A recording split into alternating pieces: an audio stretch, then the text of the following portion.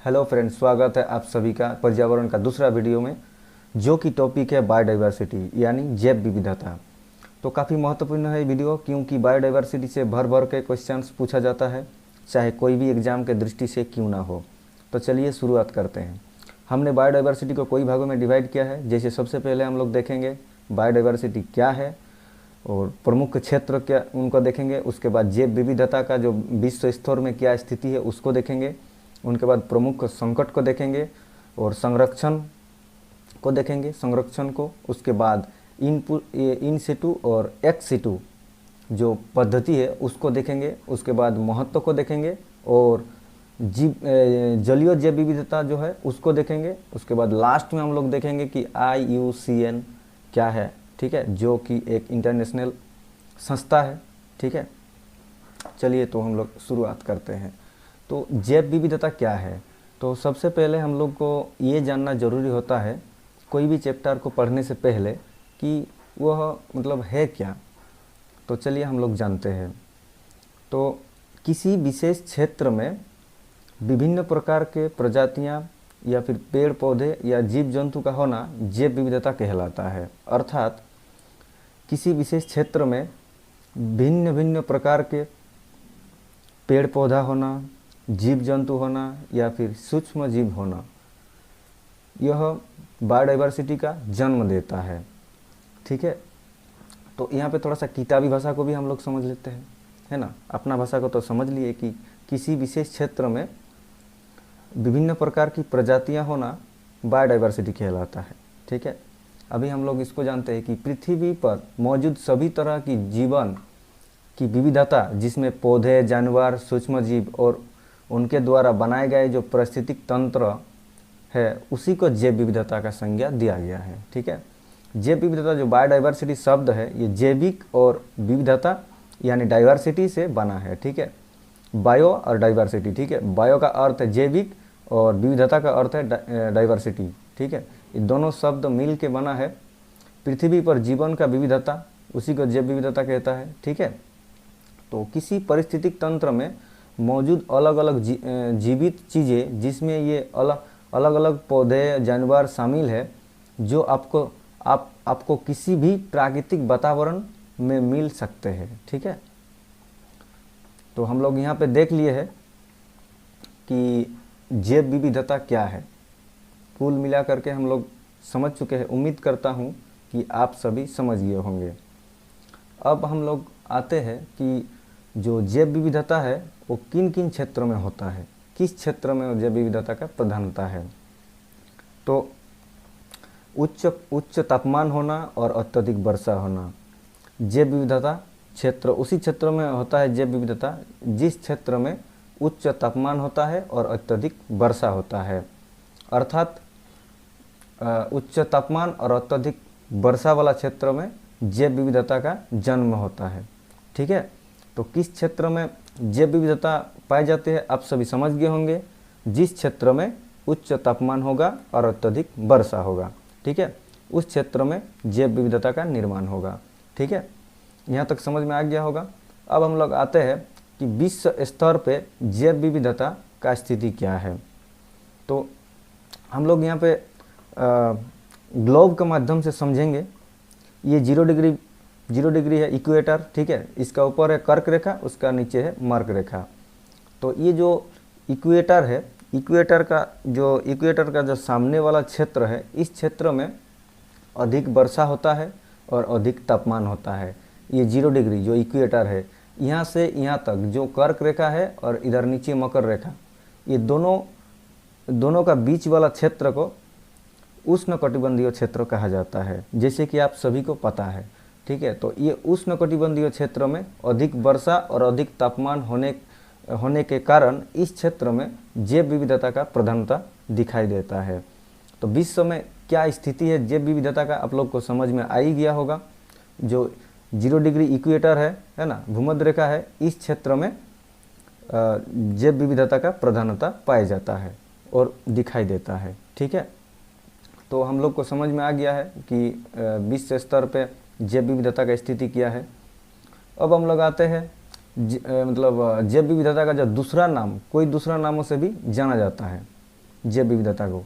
Examiner नाम change करके questions पूछा जाता है, तो इसको भी थोड़ा सा हम लोग देख लेते हैं।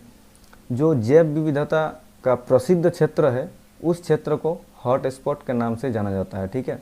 दूसरा और एक है जैव परिवर्तनशीलता, ठीक है। और तीसरा और एक है उष्ण स्थल। जैव विविधता को उष्ण स्थल के नाम से भी जाना जाता है, ठीक है। तो हम लोग विभिन्न नाम को देख लिए हैं, नाम चेंज कर करके पूछता है एग्जामिनर, तो इसको आप लोग थोड़ा सा ध्यान रखिएगा कि हॉट स्पॉट का अर्थ है कि जैव विविधता क्षेत्र को कह रहा है, और जैविक परिवर्तनशीलता और उष्ण स्थल, ठीक है। तो 3 अलग अलग नाम हम लोग यहाँ पे देख लिए हैं। अब हम लोग आते हैं भारत में जैव विविधता के 4 हॉट स्पॉट, ठीक है। तो भारत में भी कहीं ना कहीं हम लोग को दिखाई देता है जैव विविधता, कोई बार क्वेश्चंस में पूछा भी गया है। तो सबसे पहले हम लोग जानते हैं पश्चिमी घाट, ठीक है। पश्चिमी घाट जैव विविधता के लिए प्रसिद्ध क्षेत्र है। उसके बाद आते हैं पूर्वी हिमालय, ठीक है। पूर्वी हिमालय भी एक जैव विविधता के लिए प्रसिद्ध क्षेत्र है। उसके बाद आता है 3 नंबर में इंडो बर्मा क्षेत्र, ठीक है, जो काफ़ी प्रसिद्ध है। उसके बाद सुंडालैंड करके जो अंडमान निकोबार द्वीप समूह है, ये भी एक जैव विविधता का प्रसिद्ध क्षेत्र है, ठीक है। अब हम लोग चित्र का माध्यम से भी थोड़ा सा समझ लेते हैं, ठीक है। अगर हम लोग चित्र का माध्यम से देखेंगे भारत में कि किस तरीके से जैव विविधता का प्रधानता देखने को मिलता है, तो आइए देखिए हम लोग का जो पूर्वी हिमालय है, पूर्वी हिमालय क्षेत्र है, इधर जैव विविधता का प्रधानता दिखाई मिलता है। क्यों? क्योंकि यहाँ पे पहाड़ी अधिक मात्रा में पाया जाता है, और पहाड़ी होने के कारण बादल जाके टकराता है और बारिश कराता है, अर्थात कुल मिला के जो परिणाम निकलता है उस क्षेत्र में बारिश अधिक होने के कारण जैव विविधता का प्रधानता देखने को मिलता है, ठीक है। और सेम टू सेम उसी प्रकार पश्चिम घाट जो कि केरल के केरल में है, ये पश्चिम घाट आप लोग को ये जो रेड कलर का जो दिख रहा है, ये चाहे बायोडाइवर्सिटी का जो क्षेत्र है उसी क्षेत्र को दर्शाया गया है, ठीक है। तो उसी प्रकार यहाँ पे जो पश्चिमी घाट है यहाँ पर भी प्रधानता ज़्यादा है, दिखाई देता है। तो सबसे ज़्यादा मात्रा में अगर पूछा जाए तो पश्चिमी घाट होगा, उसके बाद आएगा पूर्वी हिमालय, क्योंकि पश्चिमी घाट में ज़्यादा मिलता है पूर्वी हिमालय के, और पूर्वी हिमालय को अगर कंपेयर करेंगे पश्चिमी घाट से तो पश्चिमी घाट में अधिक प्रधानता मिलता है, ठीक है। तो आप लोग को समझ में आ ही गया होगा, ठीक है, कि जैव विविधता भारत में क्या स्थिति है जैव विविधता का। सबसे पहले आएगा पश्चिमी घाट जो कि केरल में स्थित है, उसके बाद आएगा पूर्वी हिमालय, ठीक है। उसके बाद सुंदरलैंड और अंडमान निकोबार वो सब आएगा, ठीक है। उसके बाद हम लोग नेक्स्ट चलेंगे, कुछ हमने यहाँ पे नोट्स किए हैं जो काफ़ी प्रसिद्ध रहा है और कई बार एग्जाम में पूछा जाता है। जैसे केरल के शांत घाटी, ठीक है, जो साइलेंट वैली के नाम से भी जाना जाता है, ये काफ़ी प्रसिद्ध है। और कोई बार तो ये भी पूछा जाता है कि साइलेंट वैली कहाँ स्थित है, ठीक है, शांत घाटी कहाँ स्थित है, तो केरल में स्थित है, ठीक है। तो इसको आप लोग थोड़ा सा ध्यान में रखिएगा। जो नीलगिरी पहाड़ी में स्थित एक संरक्षित वन क्षेत्र है जहाँ दुर्लभ वनस्पति और जीवों की प्रजातियाँ पाई जाती है, ठीक है। तो यहाँ पे काफ़ी मात्रा में डाइवर्सिटी देखने को मिलता है केरल के शांत घाटी में, और इसी चीज़ के लिए ये फेमस है, ये डाइवर्सिटी दिखाई देता है, इसी चीज़ के लिए शांत घाटी फेमस है, ठीक है। उसके बाद 2 नंबर पॉइंट हम किया है कि हर साल 22 मई को संयुक्त राष्ट्र द्वारा अंतर्राष्ट्रीय जैव विविधता दिवस के रूप में मनाया जाता है, ठीक है। तो यह जैव विविधता दिवस 22 मई को मनाया जाता है, ठीक है। इसको आप लोग थोड़ा सा ध्यान में रखिएगा। और इसका प्रमुख जो उद्देश्य है वो ये है कि जागरूकता बढ़ाना, ठीक है, जो जैव विविधता के मुद्दों के बारे में जागरूकता बढ़ाना इसका मुख्य उद्देश्य है, ठीक है।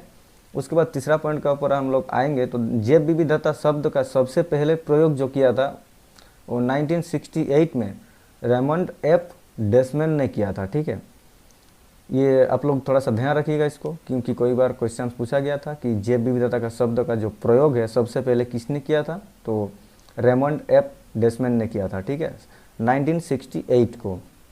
उसके बाद 1980 के दशक में वाल्टर जी रोसेन ने जैव विविधता शब्दों को लोकप्रिय बनाया था, ठीक है।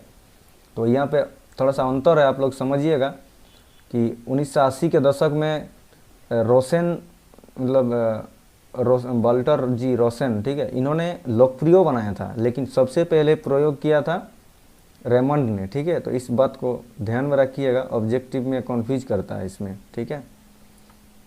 उसके बाद हम लोग नेक्स्ट आएंगे कि जैव विविधता के लिए प्रमुख संकटग्रस्त तो जो विभिन्न प्रकार के हैं, मतलब विभिन्न प्रकार का अर्थ ये है कि अलग बहुत सारे हैं, लेकिन मुख्य जो मतलब इम्पोर्टेंट जो इम्पोर्टेंट पॉइंट्स है उस सभी पॉइंट्स को आप लोग थोड़ा सा याद रखिएगा या फिर ध्यान रखिएगा।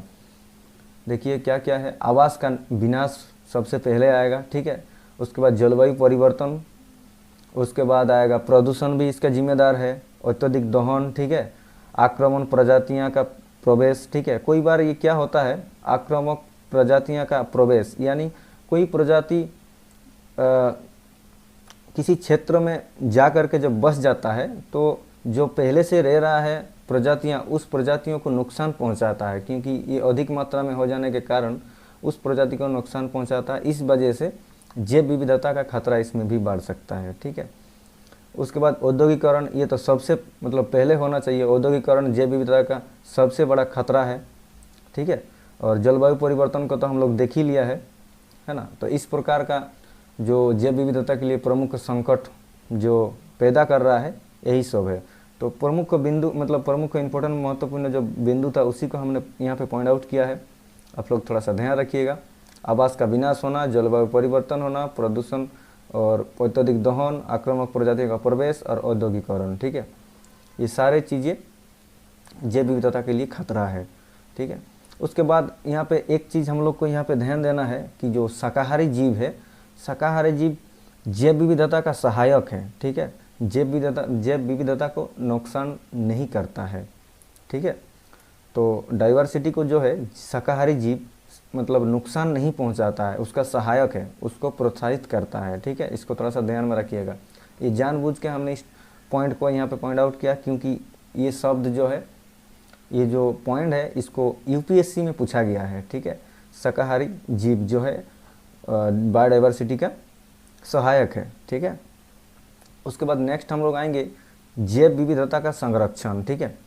इसको भी हम लोग थोड़ा सा देखना ही पड़ेगा, क्योंकि हम सभी मानव जाति के लिए अति आवश्यक है, अति महत्वपूर्ण है, ठीक है।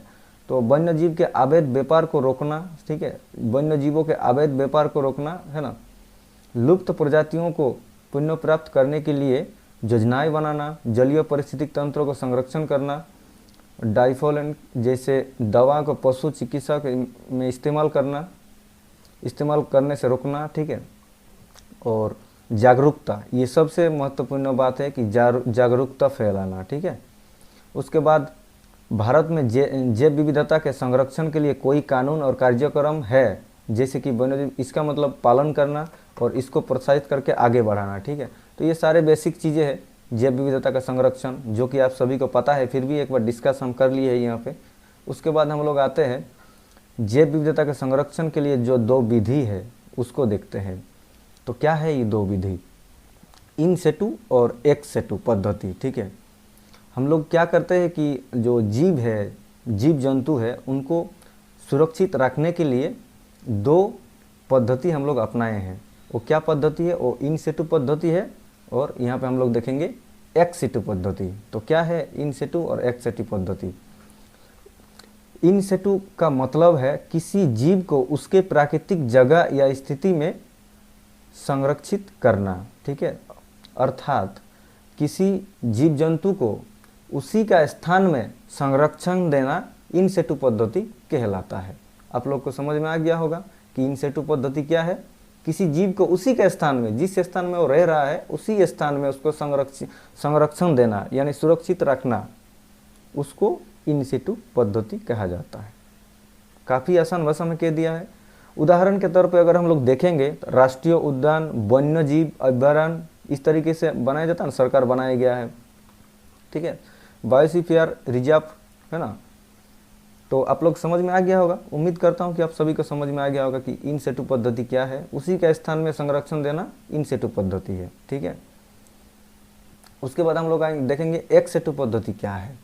तो इसका मतलब ये है कि उसके प्राकृतिक जगह से हटाकर किसी दूसरे जगह या स्थिति में संरक्षित करना, यानी जो जीव जंतु है उसको उसके स्थान से यानी जंगल से उठा करके दूसरा जगह में ले जाकर संरक्षण देना।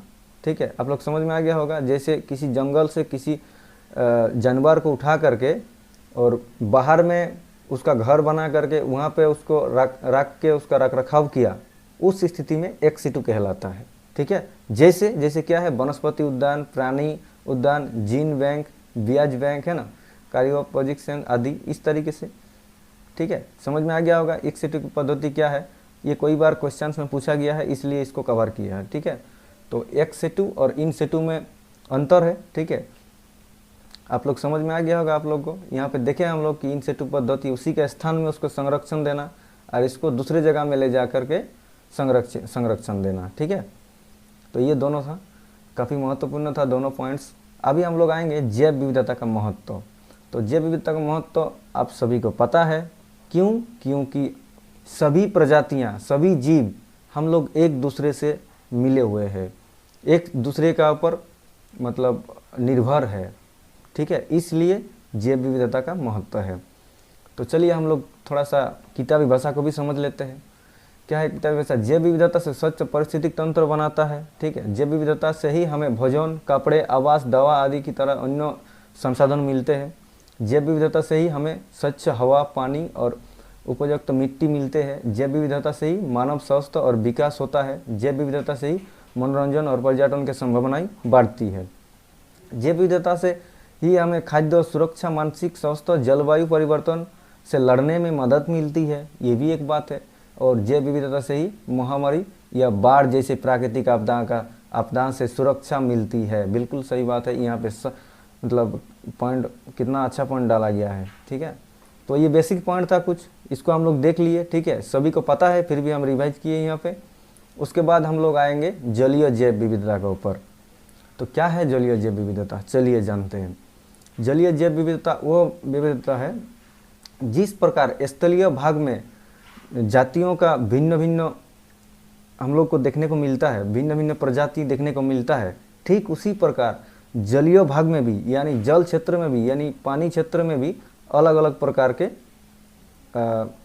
मतलब जीव मिलता है। उसी को जलीय जैव विविधता के नाम से जाना जाता है। ठीक है, तो चलिए किताबी भाषा को भी हम लोग एक बार समझ लेते हैं। जलीय जीव विविधता का मतलब है कि जल में रहने वाले जीवों जैसे पौधे, जानवर और सूक्ष्म जीवों की विविधता और परिवर्तनशील, जिसमें महासागर, नदियाँ और झीलें में आर्द्रभूमि में शामिल है। ठीक है, तो समझ लिए है कि जलीय जैव विविधता क्या है। आप सभी को उम्मीद करता हूँ समझ में आ गया होगा।